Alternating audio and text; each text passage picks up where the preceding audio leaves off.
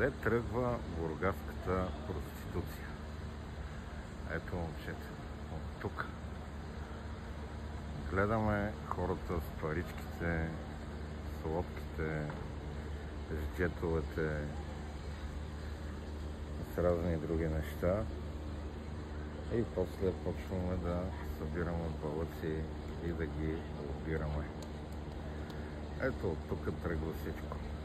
Някои си мислят, че могат да контролират всичко това, което виждате, по един или по друг начин да събират рекет от всяка една точка. А в крайна сметка някои други си мислят, че могат да работят с тялото си за себе си. Да мамят подвол, да въвеждат в заблуждение и да го поддържат. И тогава всичката, цялата тая красота е осрана.